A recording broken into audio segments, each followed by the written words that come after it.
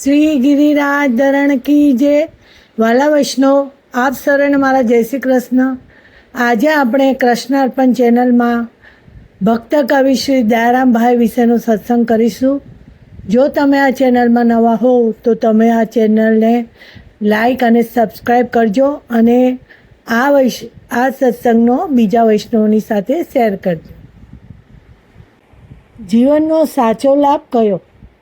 તો કહે કે જ્યારે આપણને સત્સંગનો અવસર મળે, વૈષ્ણવનો સંગ મળે, કોઈ સત્કાર્ય કરવાનો આપણે પ્રારંભ કરીએ, કોઈના મુખમાં આપણા થકી પ્રસન્નતા આવે, પ્રત્યેક ક્ષણ પ્રભુ માટે વિતાવવાનો આપણે સંકલ્પ કરીએ, ત્યારે માનું કે આપણને જીવનમાં સાચો લાભ મળ્યો છે. તો આજે જ અચાનક સત્સંગમાં આપણા ગુજરાતના ભક્ત કવિ શ્રી દયારામભાઈની મને સ્મૃતિ થઈ આવી કે આગલા જન્મે તેઓ નરસિંહ મહેતા તરીકે જાણીતા હતા. હવે આપણે એ જાણવું હોય કે તેઓ કેવી રીતે આગલા જન્મે નરસિંહ મહેતા હતા, તો આપણે થોડું શ્રીમદ ભાગવતજીમાં જવું પડે. અને એમાં એક એવો પ્રસંગ હતો કે ભગવાન આગળ ભાગી રહ્યા છે, પાછળ કાળ યવન ભાગી રહ્યો છે. હવે ભાગતા ભાગતા ભગવાન રાજા મુચકુંદની ગુફામાં ગયા. હવે રાજા મુચકુંદ જે ગુફામાં સૂતા હતા, તો ભગવાને પોતાનું પિતાંબર મુચકુંદને ઓઢાડી દીધું. હવે કાલ યવન ગુફામાં પ્રવેશ કરે છે. હવે કાલ યવનને લાગ્યું કે આ તો ભગવાન પોઢી રહ્યા છે અને કાલ યવને જગાડવાનો પ્રયત્ન કર્યો. હવે રાજા મુચકુંદને એવું વરદાન હતું કે જે સૂતા એને જગાડે તો સામેવાળો ભસ્મ થઈને રાખ થઈ જાય. તો કાલ યવન બળીને ત્યાં જ રાખ થઈ ગયો. ત્યારે રાજા મુચકુંદે ઉઠીને પ્રભુને પ્રણામ કર્યા અને પ્રભુ પાસે મુચકુંદે માગ્યું કે પ્રભુ, મારી ઉપર એવી કૃપા કરો કે મને ભક્તિ મળે. ભગવાને કહ્યું કે ભગવાન મળવા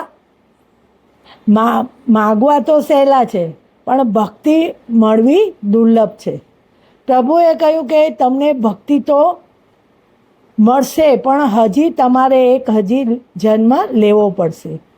અને રાજા મુચકુંદનો બીજો જન્મ થયો. એ કોણ? તો કહે કે એ આપણા નરસિંહ મહેતા.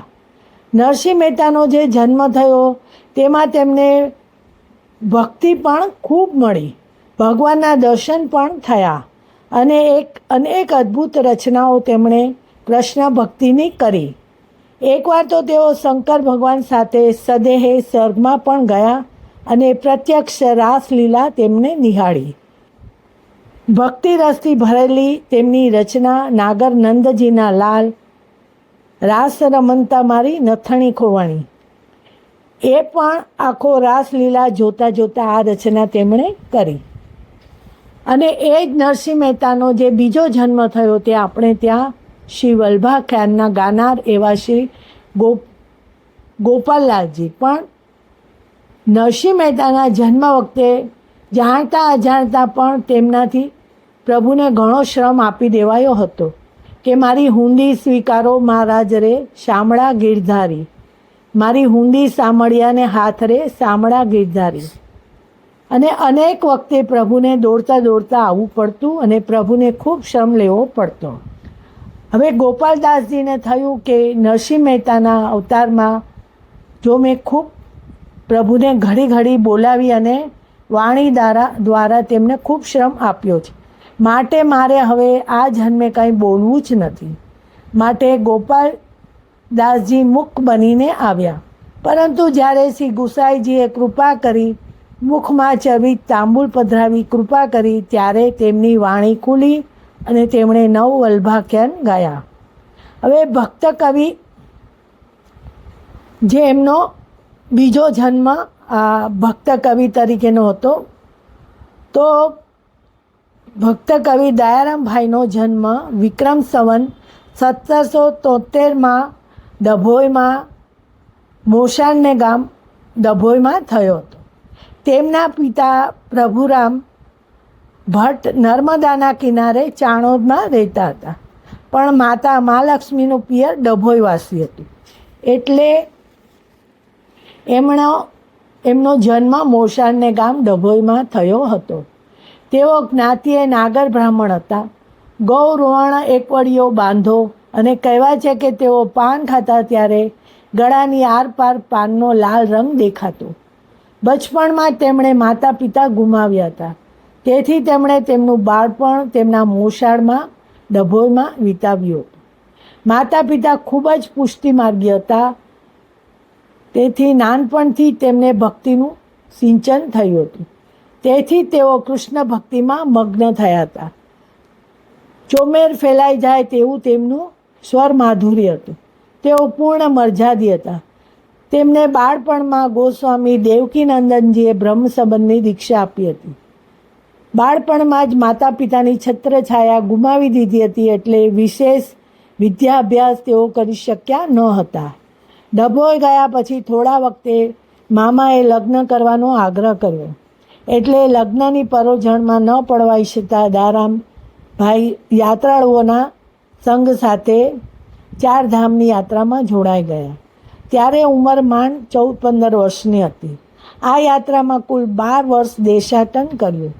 પ્રવાસોનું વર્ણન તેમણે રસિક વલ્લભ ગ્રંથમાં કર્યું છે. આ યાત્રાઓને પરિણામે ઉર્દુ, પંજાબી, મરાઠી, રાજસ્થાની અને વ્રજ એ 5 ભાષાઓમાં કવિતા અને પદો લખ્યા. એટલું પ્રભુત્વ મેળવ્યું. એક પદની 12 પંક્તિઓમાં તો તેમણે ભારતની 12 જુદી જુદી ભાષાઓનો ઉપયોગ કર્યો છે. તેઓ જયદેવ, સુરદાસ, નરસિંહ મહેતા અને મીરાબાઈના વર્ણના કવિ હતા. તેમની કવિતામાં પુષ્ટિમાર્ગની પ્રેમ લક્ષણા ભક્તિની છાપ છે. તેમના કવિતાની સાથે સંગીત શક્તિ પણ તેમનામાં અનેરી હતી. તેમાં તંબુરો, ઢોલક, મૃદંગ, સારંગી, કરતાળ, ઝાંઝ, પખાવજ વગેરે 10 જાતના વાજિંત્રો વગાડી જાણતા હતા. તેમનામાં ગોપીભાવ પ્રગટ હતો. ભક્તિની મસ્તીમાં કવિના હૃદયમાં વિશેષ ભાવો ઉછળે છે. કોઈક વખત ભગવાનના શ્રીમુખ જોવાનો તલસાટ દેખાડે છે, તો કોઈ વખત રિસાઈને શ્યામ રંગ સમીપે ન જાવું કહે છે. પણ મન શ્યામ વિના ક્યાં તો રહી શકવાનું છે. પ્રભુના સૌંદર્યનું પણ વિવિધ ભાવો દ્વારા તેઓ પ્રગટ કરે છે. શોભા સલુણા શ્યામની તું જોને સખી, શોભા સલુણા શ્યામની. તેમની શ્રેષ્ઠ રચનાઓમાં વ્રજવાલું રે, વૈકુંઠ નહીં જાવું રે, ત્યાં આજે પણ લોક હૃદયમાં પક્કડ જમાવે છે. તેઓ શૃંગાર રસના કવિ હતા, છતાં પણ તેમનામાં વૈરાગ્યથી તેમનું હૃદય પૂર્ણ હતું. તેઓ જીવન પર્યંત અવિવાહિત રહ્યા. સંસારના વિષયોમાંથી મનને ખેંચી લઈને પ્રભુના પ્રેમની પ્રાપ્તિ માટે મન ચિત્તને પ્રભુમાં પરોવવા તેમણે કેટલાક વૈરાગ્યના પદો પણ લખ્યા છે. મારે અંત સમયે અલબેલા મુજને મૂકશોમાં, એ હતું એમનું એ પદ. છેલ્લા દિવસોમાં તેમણે તેમના શિષ્યને કહ્યું કે મારા મરણનો કોઈ શોક કરશો નહીં, ઓછવ મનાવજો, જે રડે તે મારો શિષ્ય નહીં. અને એક પદ રચ્યું. તેમાં પ્રભુ પાસે હવે જવાનો સમય થઈ ગયો છે, તો મનજી મુસાફરે ચાલોને નિજ દેશ ભણી, સ્વપુર જવાનો પંથ આપ્યો છે, રખે ભૂલતા ભાઈ. સંવંત 1909 ઈસવીસન 1853 મહાવદ સાતમને શ્રીનાથજીના પાટોત્સવને દિવસે કવિની ઈલોકની યાત્રાની અવધિ પૂરી થઈ.